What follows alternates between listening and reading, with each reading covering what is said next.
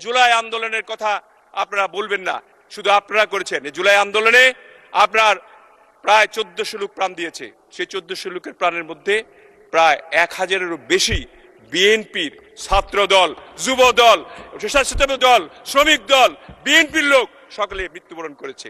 এবারই আপনি জেনে খুশি হবেন, আপনারা বিশেষ করে বিরোধী দলের নেতারা মাননীয় প্রধানমন্ত্রীর নেতৃত্বে সৌদি আরবের গভর্নমেন্টের সঙ্গে আলোচনা করে এই নুসুক কার্ডগুলি এবার আমরা আল্লাহর কাছে হাজার শুকরিয়া জানাই যে আবার মহান সংসদে আসতে পেরেছি আমরা একটা গণ অভ্যুত্থানের মাধ্যমে।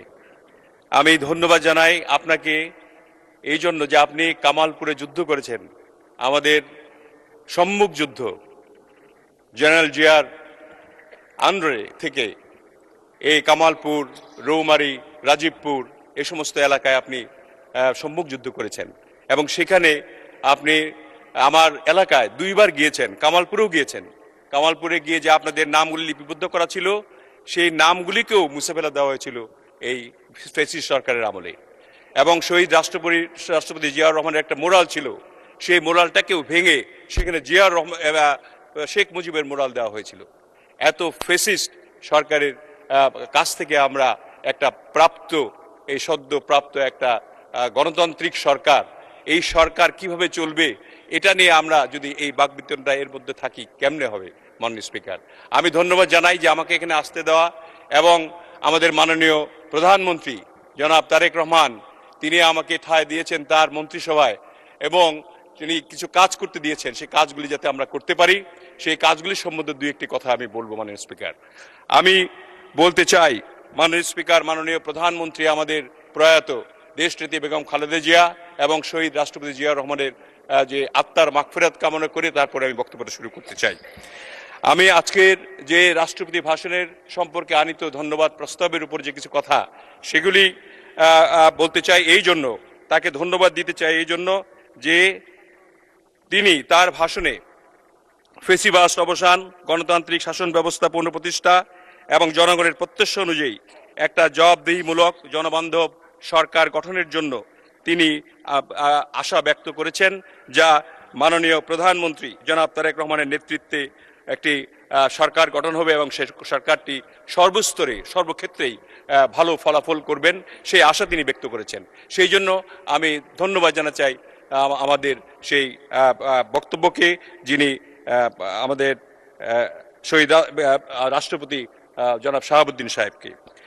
আমি ধন্যবাদ জানাচ্ছি এই সঙ্গেও যে আমাদের যে বিরোধী দলের নেতা তাকেও আমি ধন্যবাদ জানাতে চাই এই জন্য যে তিনি আমাদের যে আন্দোলনের সময়, যে আন্দোলনটা যখন হয়েছিল তখন তখন আমরা জেলে, আমাদের মাননীয় প্রতিমন্ত্রী জনাব সালাউদ্দিন টুকু তিনি বললেন যে জেলে থাকার সময় আমি জেলে ছিলাম, তিনি জেলে ছিলেন, যা আমাদের পানি সম্পদ মন্ত্রী শহীদুদ্দিন চৌধুরী জেলে ছিলেন, একসঙ্গে আমাদেরকে অনেককে এক জেলে পোড়া হয়েছিল, আমাদেরকে মেরে ফেলার জন্য অপু সাহেব জেলে ছিলেন।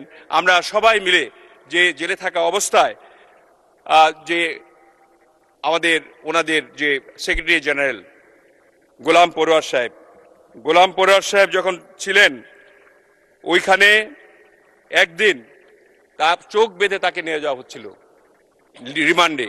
চোখ বেঁধে নিয়ে যাওয়ার সময় এই শহীদুদ্দিন চৌধুরী এনি দাঁড়িয়ে হুঙ্কার দিয়ে বলেছিল যে তিনি মাননীয় সংসদ সদস্য ছিলেন, তার চোখ বাঁধা হচ্ছে কেন, এইভাবে হুঙ্কার দিয়ে তাদের এই ডিবির অফিসারদেরকে কম্পিত করেছিলেন। সেই নেতা তার বিরুদ্ধেও আজকাল আপনারা এই বিরোধী দল থেকে কথা বলা শুরু করেছেন। আমি মাননীয় বিরোধী দলের নেতাকে বলতে চাই, গতকালকে আপনি বলেছেন যে প্রত্যেক বছরই জুলাই আসবে, তার মানে এই হুঙ্কারটা দিয়েছেন কি যে জুলাইয়ে আপনি 5ই আগস্টে পতন ঘটিয়েছেন, এই জুলাইয়ের আমাদেরকে ভয় দেখিয়েছেন যে এই সরকারকে আপনার প্রত্যেক মাসেই জুলাই আসবে। আমি বলতে চাই প্রত্যেক জুলাই জনাব তারেক রহমানের নেতৃত্বে যেভাবে আমরা সফলতা লাভ করেছি, প্রত্যেক জুলাই এইভাবে আমরা সফলতা লাভ করবো ইনশাআল্লাহ। এরকম জুলাই অনেক চলবে। কাজেই এই জুলাই আন্দোলনের কথা আপনারা বলবেন না, শুধু আপনারা করেছেন। এই জুলাই আন্দোলনে আপনার প্রায় 1400 লোক প্রাণ দিয়েছে। সেই 1400 লোকের প্রাণের মধ্যে প্রায় 1000-এরও বেশি বিএনপির ছাত্র দল, যুব দল, স্বেচ্ছাসেবক দল, শ্রমিক দল, বিএনপির লোক সকলে মৃত্যুবরণ করেছে। কাজেই এখানে আমাদের যে এই 17 বছরের আন্দোলন, সেই আন্দোলনকে অস্বীকার করে আপনারা যদি বলতে চান আমাদেরকে যখন তখন ফেলে দিবেন, আমি সালাউদ্দিন টুকুর মাননীয় প্রতিমন্ত্রীর কথা ধরেই বলি যে এরকম হুঙ্কার না দেওয়াই ভালো। বরঞ্চ আজকে যে বিশেষ কমিটিটি গঠিত হলো, পাঁচজন করে আমাদের সংসদ নেতা এবং বিরোধী নেতার যে সমন্বয়ে, সেইভাবে একটু যদি প্রত্যেকটি বিষয় নিয়ে আপনারা যদি আলোচনা করেন, তাহলে এই দেশ একটি ভালো দেশে পরিণত হবে, যেটা আমাদের মাননীয় প্রধানমন্ত্রী গড়তে চান। আপনারা জানেন যে ইতিমধ্যে আমাদের জাতীয় রাজনীতিতে একটা প্রভাব ইতিমধ্যে পড়ে গেছে এই 2 মাসেই। এই 2 মাসের মধ্যে আমরা মাননীয় প্রধানমন্ত্রীর নেতৃত্বে প্রত্যেকটি ওয়াদা যে আমরা করেছিলাম, আপনারা জানেন 2/3 ভোটে আমাদেরকে সংসদে পাঠিয়েছে জনগণ, এবং জনগণ সবসময় এই 2 মাসের যে আমাদের কার্যকলাপ দেখে আমরা যেখানেই যাই, আমরা ইউনিয়নে, গ্রামে, গঞ্জে, বাজারে, উপজেলায়, জেলায়, শহরে, এমনকি এলিট ক্লাস তারাও বলে যে তোমাদের প্রধানমন্ত্রীর মধ্যে কিন্তু তোমরা চলো, যে প্রধানমন্ত্রীর যে আচরণ, প্রধানমন্ত্রীর যে ব্যবহার, প্রধানমন্ত্রী যে কমিটমেন্ট, সেই কমিটমেন্টগুলি যেভাবে করে যাচ্ছে, তোমরা সবাই যদি এটা করতে পারো, তাহলে এই দেশটা এই আগের মতো আর ফেসিবাদী দেশে পরিণত হবে না এবং সুন্দর একটি বাংলাদেশ গড়ে উঠবে। এবং এর মধ্যেই আপনারা জানেন সবাই যে জনগণের উদ্দেশ্যেও বলতে চাই যে মাননীয় প্রধানমন্ত্রী জনগণের কল্যাণে যে কয়েকটি প্রকল্প ইতিমধ্যেই হাতে নিয়েছেন, ফ্যামিলি কার্ড, কৃষক কার্ড, ইমাম মুয়াজ্জিন ভাতা, তারপরে জাতীয় অর্থনীতিতে যে একটা আপনার প্রবাহ ঘটছে এলাকায়, যে এই টাকাগুলি দেওয়া, খাল কাটা এবং খাল খনন পুনঃখনন কর্মসূচি ইত্যাদি এগুলি করা হয়েছে। এইবারই আপনি জেনে খুশি হবেন, আপনারা বিশেষ করে বিরোধী দলের নেতারা, বাংলাদেশে হজ আমরা হাজিরা যাই, প্রত্যেকটা হাজিরা কি পরিমাণ কষ্টে করতো আপনার ওখানে সৌদি আরবের ল্যান্ড করে।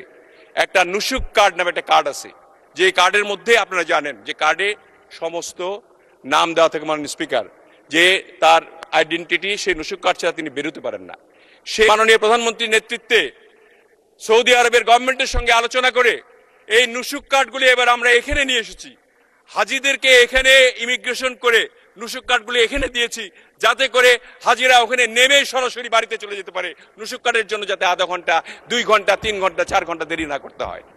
এই কাজটিও আমরা করেছি।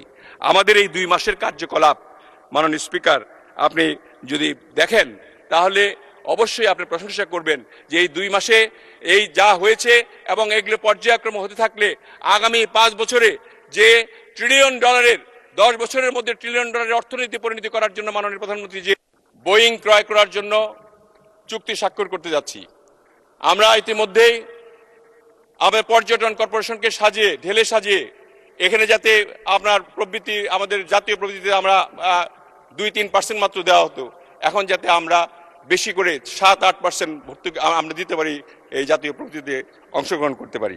আমরা ইউনিফাইড কমান্ড সিস্টেমের মাধ্যমে প্রত্যেকটি আপনার বিমানবন্দরগুলি আমরা চালাতে চাই। এর মধ্যে ইতিমধ্যেই আমাদের মাননীয় সংসদ সদস্যরা বলেছেন যে তাদের এলাকায় বিমানবন্দরগুলি যেটা বন্ধ হয়ে আছে, দুর্নীতির আখড়া ছিল, সেগুলি ক্লিন করেছি আমরা ইতিমধ্যে। এই 2 মাসের মধ্যে আমাদের মন্ত্রণালয় থেকে আমরা উদ্যোগ নিয়েছি যে বগুড়া বিমানবন্দর, লালমনিরহাট বিমানবন্দর, ঠাকুরগাঁও বিমানবন্দর, ঈশ্বরদী বিমানবন্দর, ঠাকুরগাঁও বিমানবন্দর, ঈশ্বরদী বিমানবন্দর, শমশেরনগর স্থলবন্দর, পটুয়াখালী স্থলবন্দর সহ আরো কয়েকটি, এটা আমরা অগ্রিম ভাবে এটা আমরা খুবই শিগগিরই আমরা এটা শুরু করবো ইনশাল্লাহ।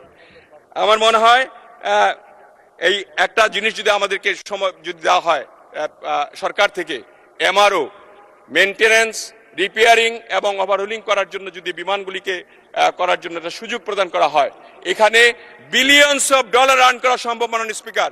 শুধুমাত্র আপনার দুর্নীতির কারণে এবং নিজের পকেট ভারী করার জন্য এই বিগত বিমান মন্ত্রীগুলি এই কাজগুলি করে নাই, সেটা সম্ভব আমাদের দ্বারা এখানে করা। এবং আমরা ইনশাল্লাহ $1 ট্রিলিয়ন যে অর্থনীতি পৌঁছতে চাই মাননীয় প্রধানমন্ত্রীর নেতৃত্বে, সেটাতে এই বিমান এবং পর্যটন মন্ত্রণালয় থেকে অধিকাংশ টাকা আমরা এখান থেকে দিব ইনশাল্লাহ। এই কথা আপনাকে ব্যক্ত করতে পারি। মাননীয় স্পিকার, আপনাকে আমি শেষ করতে চাই, কারণ সময় আর দিবেন না আপনি। আমি বলতে চাই এক কথায় প্রধানমন্ত্রী জনাব তারেক রহমানের যে ভিশন এবং লিডারশিপের গতির সাথে তাল মিলিয়ে আমরা একটি নতুন দুর্নীতিমুক্ত সুশৃঙ্খল বাংলাদেশ গড়তে চাই। আমি দৃঢ়ভাবে বিশ্বাস করি প্রধানমন্ত্রীর নেতৃত্বের এই গতি অব্যাহত থাকলে আগামী 5 বছরে বাংলাদেশ নতুন অর্থনৈতিক গতিতে রূপ নেবে। জনগণের আস্থা, সুশাসনের প্রতিশ্রুতি এবং উন্নয়নের ধারাবাহিকতা এই 3 শক্তিতেই গড়ে উঠবে আগামীর বাংলাদেশ। এই প্রত্যাশা ব্যক্ত করে আমার বক্তব্য শেষ করতে যাচ্ছি। সবার আগে বাংলাদেশ, সবার আগে বাংলাদেশ। মাননীয় স্পিকার, ধন্যবাদ।